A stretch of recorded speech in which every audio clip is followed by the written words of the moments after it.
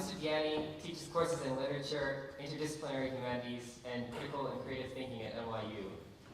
He's co-directed summer seminars in critical and creative thinking for college and university faculty through the NYU Faculty Resource Network. He's offered many presentations and workshops on higher order thinking at schools, universities, and educational organizations worldwide.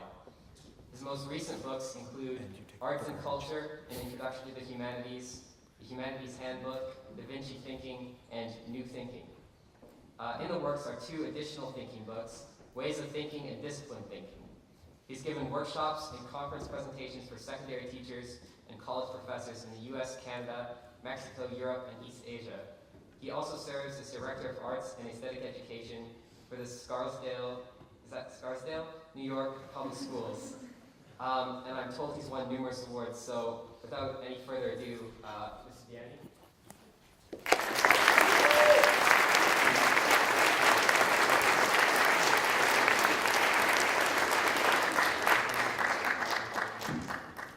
I'm doubly mic'd. I got a little mic and a big mic, so hopefully it'll be fine. Thank you very much for that introduction. I want to begin with a quotation. I want to talk about ethical thinking. Okay? Ethical thinking. First quotation is from Albert Schweitzer. If you don't know who he is, look him up. Schweitzer, Albert. Here's what he says. The first step in the evolution of ethics is a sense of solidarity. A sense of solidarity with other human beings. That's where ethics begins. And then Bertrand Russell. That name might be a little more familiar to you. But if you don't know him, look him up. Bertrand Russell, who said this: an ethical person ought to do more than he is required and less than he is allowed. Do more than you're required, but less than you're allowed. Ethics pervades our lives. There is no escape from questions that require moral choice and decision-making. Ethics is concerned with matters of right and wrong, responsible and irresponsible behavior. As a branch of moral philosophy, ethics investigates questions involving appropriate and inappropriate actions and behaviors, making it a very practical branch of philosophy. Sometimes we think philosophy, it's so abstract. How does it relate to life? Well, one area of philosophy that relates directly to our lives in large and small ways is ethics. Ethics and moral philosophy involve an attempt to think critically and reflectively about good and bad, right and wrong. The most serious ethical questions tend to be rooted in large moral concerns. They involve, of course, not just ourselves, but other people. Moral values serve as guidelines, rules governing ethical behavior. Morals and ethics involve both principles and actions. I'll give you just one familiar principle, moral principle, ethical principle. You know this one, the golden rule. The golden rule, which finds expression, by the way, across countries, cultures, civilizations, and centuries. I'm only going to read it in 2 familiar fashions. But we don't have a monopoly, we in the West. We in the Judeo-Christian tradition don't have a monopoly on this moral golden rule concept. Do unto others as you would have them do unto you. Or, do not do to others what you do not want them to do to you. Okay? The spirit of the golden rule boils down to what has been described as an ethics of reciprocal demand. I like that phrase, an ethics of reciprocal demand. This suggests that whether we are doing or not doing something to others or for others, it should be just what we would want done or not done to us.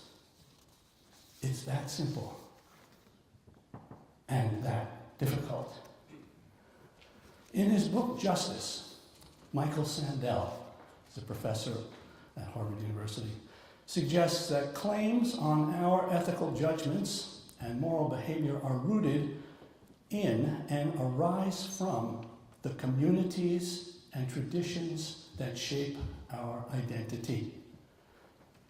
Sandel puts the question this way: how is it possible to acknowledge the moral weight of community while still giving scope to individual human freedom? How can we see ourselves as both members of social communities and also, simultaneously, as free individuals? One way to begin answering these interrelated questions is by thinking of our lives in relation to our social identities, as family members, as citizens, as members of a profession, a tribe, a clan, a religious group, an ethnic group, a country, a city, a school, a team. What are our obligations to others in each of these contexts? That's the question. Another way to try balancing the claims of community responsibility against personal freedom is to think of our lives as narratives, as stories. What traditions, what life stories is your particular individual life a part of? To what extent are the various aspects of your identity bound up with the lives and the stories of others? Reflecting on these questions is essential to deciding just what are the obligations of solidarity, of community. In her book, The Ethical Imagination, and I love that phrase, the ethical imagination, Canadian philosopher Margaret Somerville invites us to consider ways that ethical controversies go to the very roots of what it means to be human, how we relate to others and our world, and how we find meaning in life. She suggests that when we think ethically, we confront two kinds of challenges: the ethical challenges of a particular moment and situation, and the broad ethical responsibility that comes with the exercise of our freedom. In elaborating on these ideas, Somerville suggests that maintaining and promoting the good of humanity should be a broad ethical goal. Maintaining respect for individuals and their relationships to others, to fulfill the needs of others, to respect their freedom and value their uniqueness. Somerville sees ethics as boiling down to four basic presumptions. These presumptions serve as a starting point on which to build an ethical argument. First, no, we must not do this. With a reason, right? We shouldn't kill people, for example. Two, yes, there are no restrictions or conditions on this. We can do it with a clear, open conscience. Three, no, we shouldn't do this unless, that is, no, we must not do it unless we have good, clear justifications for it. And here are the requirements for those justifications. And fourth, yes, we can do this, but we may do it, that is, but if certain conditions prevail and other conditions are, not in play. Now, I know these are abstract generalizations, but we fill them in with particulars. Let me I'm going to get to a couple of specific examples for you momentarily, but put you a couple of little ethical cases. But first, I want to say one more thing. Ethics is based on values. We justify our ethical decisions by appealing to values. Those values, in turn, are most often based upon universal principles, such as that taking human life, stealing another's property, are wrong. When those values and those principles conflict, we experience what we might call ethical distress. In such instances, all ethical values cannot be honored, either because the underlying principles conflict or because the conflicting values are given different priorities. A classic example comes from Sophocles' play, Antigone. When one of Antigone's brothers leaves Thebes to fight against his home city-state, he is killed. At that point, the king, Creon, announces an edict that forbids burial of this brother, Antigone's brother, because he is a traitor, was a traitor to the state. Betrayal of the state violates an ethical norm. And that violation entails serious consequences, including denial of a proper burial. However, competing against this set of patriotic values in the mind of Antigone, the play's title character, are another set of values associated with her responsibility to honor her brother and fulfill the obligation decreed by the gods to bury one's family members. The conflict, thus, is between the demands of the state enacted in law and the ethical demands of conscience required by adherence to moral practice. Other examples of ethical conflict can be taken from history. For example, during the rule of Adolf Hitler, harboring Jews was against the law. Yet ethical principles derived from religious beliefs and common human values suggest that protecting Jews during Hitler's final solution to exterminate them, protecting them was the right thing to do. Similarly, staging civil disobedient protests against racial oppression, allowed by law in the southern United States in its earlier history, reveals conflicting values rooted in radically different ideologies. The right thing to do in such instances pits ethically normed values that respect basic human rights against laws on the books in particular places at particular times, laws that violate basic ethical principles grounded in a respect for human life. Here's a little scenario for you to think about. It comes again from Michael Sandel in his book, Justice. He suggests that in considering different moral questions, we begin with a view, an opinion, a conviction about the right thing to do. But where do we get that conviction? How do we know what the right thing to do is? And that's a question that you have to kind of figure out for yourself. You know? Where do you derive your sense of right and wrong? What's appropriate and inappropriate? What is good and what is not good? So he gives us this scenario. Okay, imagine that you are driving a trolley car. Okay, you're the little engineer now in this trolley car, and you're the only one. And the car is speeding down a track, and you notice 5 workers standing up ahead on a track. 5 workers are on the track. You try to stop the trolley, but the brakes don't work. You assume that if you crash into the helpless workers, they will be killed. So there they are, they're sitting right up front. This trolley's going down. I see those 5 people there. It's going to kill them. The brakes don't work. This thing is flying out of control. You notice at a glance, there's a side track right over here. And there's only a single person on the side track. See her here? Here she is. If you turn the trolley onto that track, you will kill this worker. But the others, those other 5 over there, they will live. Should you do this? If you say yes, what assumptions have you made about human life? What principle are you using to make that decision? What position are you deciding from? Okay. All right. Let me give you a slightly different scenario. The same trolley car is going in the same direction to kill those 5 people. It's out of control again. But now you're not the engineer, if you will. You're not in the controls. You are now an onlooker from a bridge above the track, and there is no side track. There's only the trolley. You see it, and you're on the bridge, and there's nobody controlling that speeding trolley. A train is speeding toward those 5 workers. There's no one to stop it. You notice standing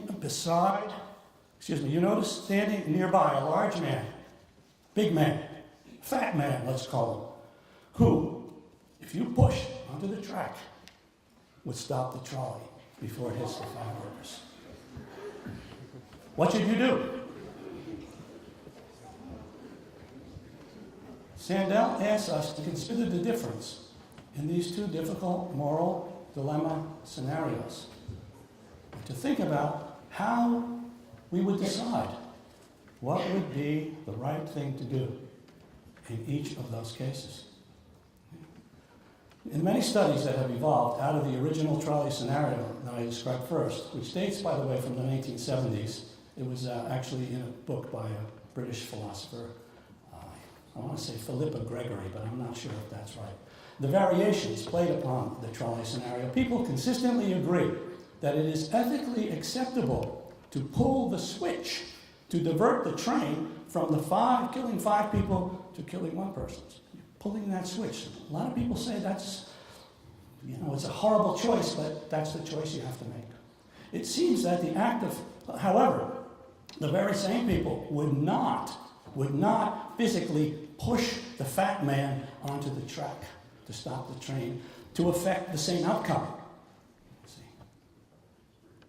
It seems that the act of physically pushing someone to his death violates our ethical norms. We see it as murder, a form of killing, and not just an expedient way to save lives by means of a mechanical maneuver. One more variation. Imagine a trapdoor which the fat man is standing on. Instead of pushing him over the railing, all you have to do is pull a little release to open the trapdoor and drop the man onto the track in front of the train. Could you imagine doing this? Is it the right thing to do or not?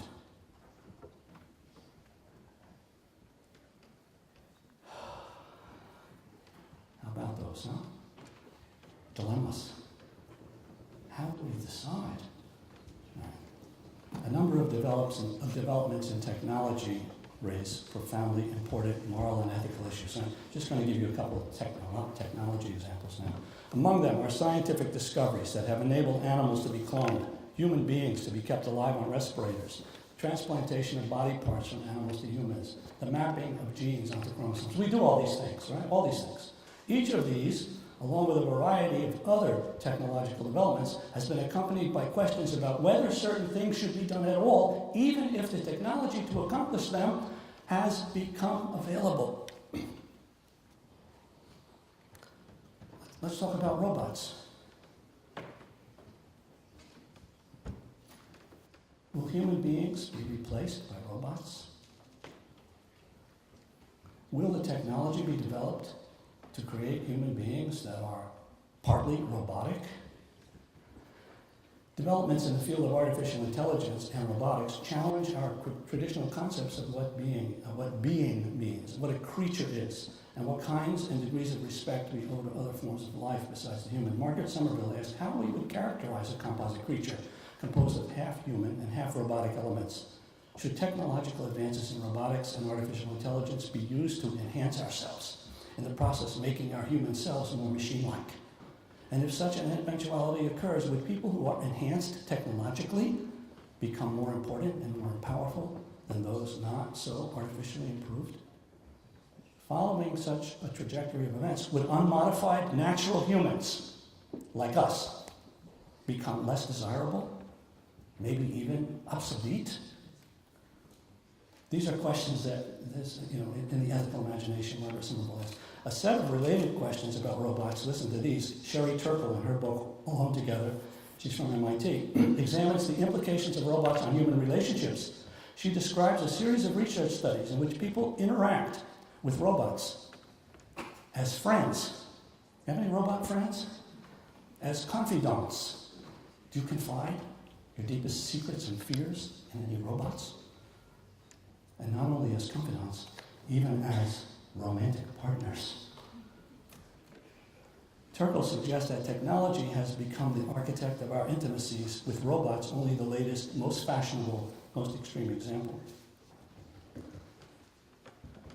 It is not simply a matter of whether or not we can build robots with sufficient artificial intelligence to assume the role of friend, lover, caretaker of children, of aging parents, substitutes for children, parents, and friends. What do you think about the use of robots in these ways? Would you like to have a robot parent? Would it criticize you so much? Would the advice and guidance of this substitute parent be better than that of your own parents? What are the reasons someone might prefer a robot caregiver, or a robot friend, or even a robot lover. That's my phone going off. I apologize for that. Probably my wife calling me asking, how are things going? Don't bore those people, she tells me. Don't bore those people. Okay, I'm trying not to. Here's another question with technology. What ethical responsibilities do you have when you represent yourself on Facebook? When you represent yourself, on Twitter and YouTube? What ethical questions arise with the uses of information that these companies are gathering and disseminating? See, ethics is embedded in all the things we do, in all areas of life. You cannot escape thinking about ethics. So you really need to have some principles, some guidelines. Where are you going to get those? How are you developing those? I'm going to conclude with one little story. It's not about technology. It's not about a fat man being pushed over the tracks onto the trolley. This comes from another philosopher, Julian Baggini. I'm just going to ask you the story. I'm going to end with the story. And the story ends with a question, and that's where I'm going to stop. So here it is. You go to ATMs, right, to take out money like the rest of us. Imagine you go to an ATM, and you're going to get $100 out, right? So you want your $100 and your receipt. But instead, the machine gives you $10,000. It's like a casino, right? The money comes, except it's paper money. It's coming fast and furious. Wow. But there's a receipt, and the receipt says $100 has been debited from your account. So the receipt from the bank, the written document, $100 came from your account. But you're got a bag full of bills, $10,000. You think, well, the bank is going to catch this mistake. You know what? But I think I'm going to hang on to the money for a little while. Just put it in a safe place. I'm not going to spend it, and I'm not putting it in my bank account. After a couple of months, you decide, it's time to buy a new car. You convince yourself. You didn't steal the money. It was given to you. You didn't rob anyone. No one's going to be hurt. The bank's loss is infinitesimal given the billions of dollars that go in and out of its vaults. Besides, the bank is insured against losses anyway. And it was the bank's fault. It was their mistake, and your good luck.